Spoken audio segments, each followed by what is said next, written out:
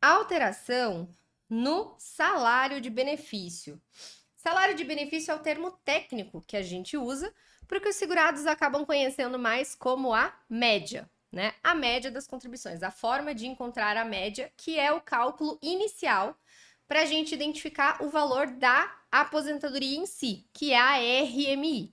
Então, os segurados, eles têm os seus salários de contribuição, que são os valores que são considerados para fins de cálculo da aposentadoria.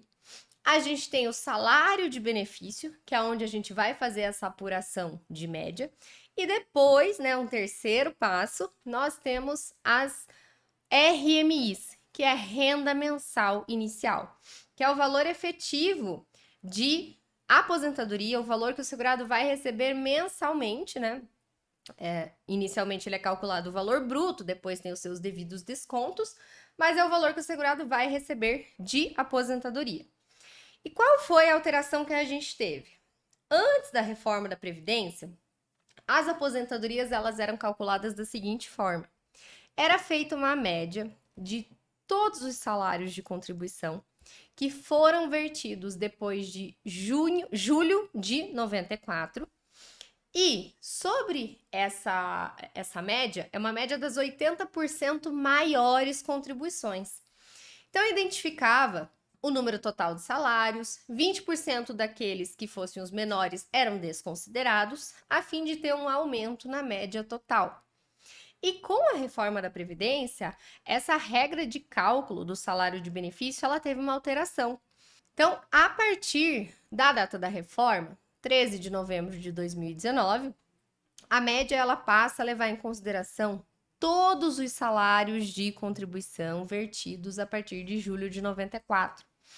Então, o que antes trazia uma certa segurança para os segurados, de que às vezes aqueles salários mais baixos de início de carreira, né, seriam desconsiderados, ou às vezes períodos em que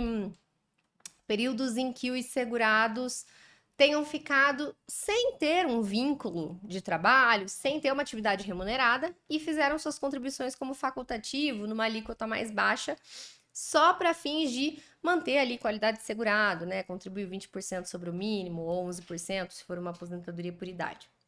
Então essa alteração ela acabou trazendo bastante medo, né, nos segurados. Isso eu vejo que até hoje, a gente já faz 2 anos que passou, e até hoje muitos dos segurados têm a crença e acreditam que a regra anterior era a melhor, porque tem o descarte de, né, eram desconsiderados, não é nem descarte, eram desconsiderados, excluídos 20% dos menores salários. Só que essa não é a realidade que a gente vê na prática, tá, pessoal? Por quê?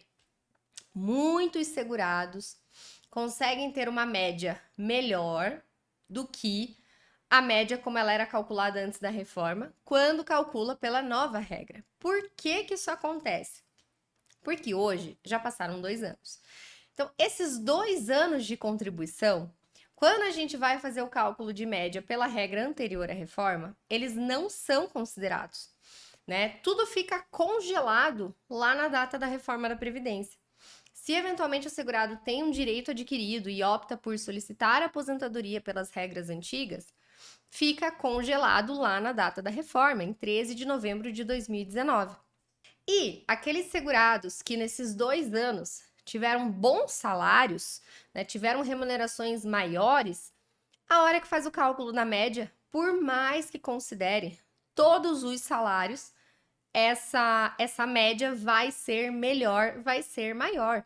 Já vi casos em que o segurado tinha uma diferença de quase R$ 1.000.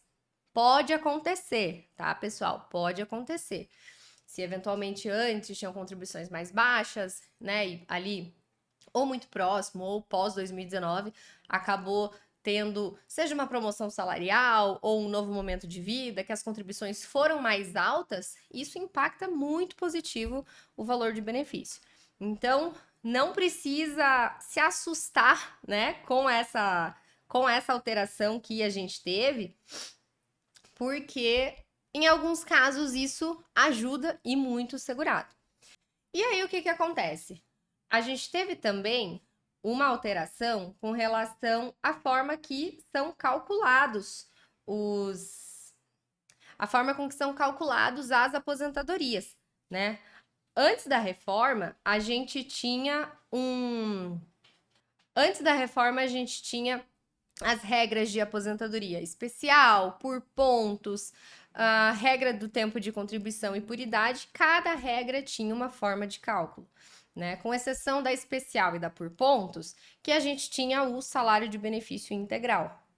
A por idade era 70% mais 1% por ano de trabalho, né? E a por tempo de contribuição tinha aplicação de fator previdenciário.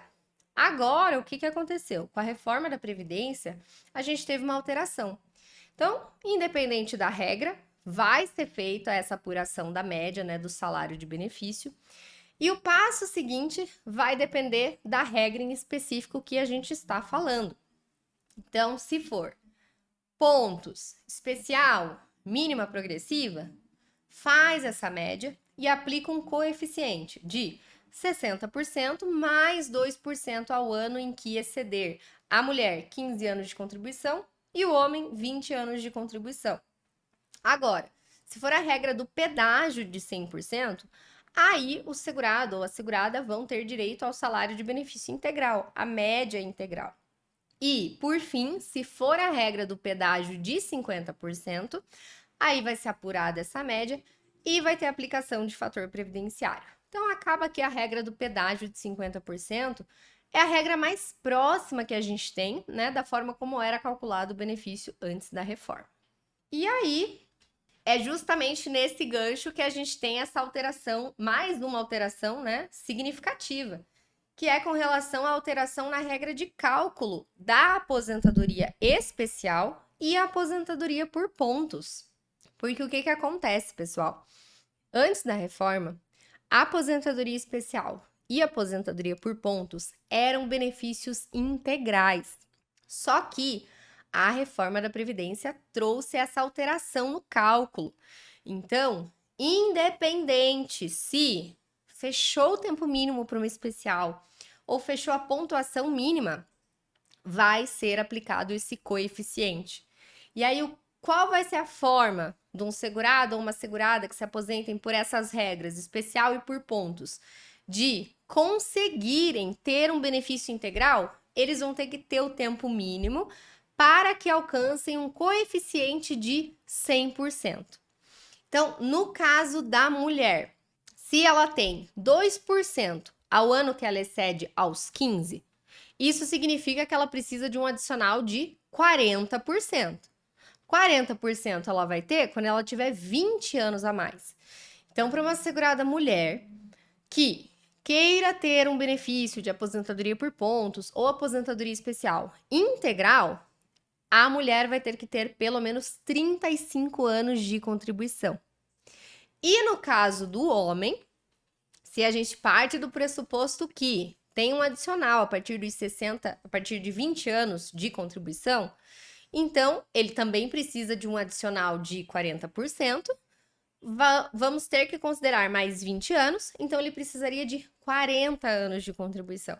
O requisito de tempo, por exemplo, para aposentadoria por pontos, não muda. É 35 para o homem, 30 para a mulher. Mas, se quiser ter o benefício integral, assim como era antes da reforma, vai precisar a mulher ter 35 e o homem 40. Então, essa é uma alteração muito significativa que aconteceu com a reforma.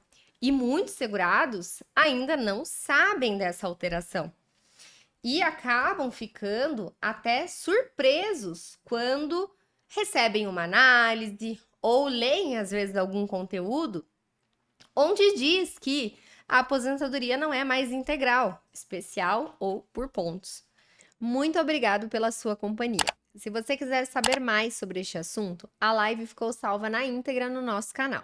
E já aproveita para se inscrever no canal, deixar o seu like e ativar o sininho para acompanhar todos os conteúdos que compartilhamos por aqui. E fique à vontade também para enviar sugestões de temas aqui ou em nossas redes sociais, no Facebook, no LinkedIn e no Instagram.